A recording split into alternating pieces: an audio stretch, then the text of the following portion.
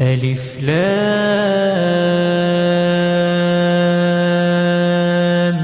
ميم ذلك الكتاب لا ريب فيه هدى للمتقين الذين يؤمنون بالغيب ويقيمون الصلاة ومما رزقناهم ينفقون والذين يؤمنون بما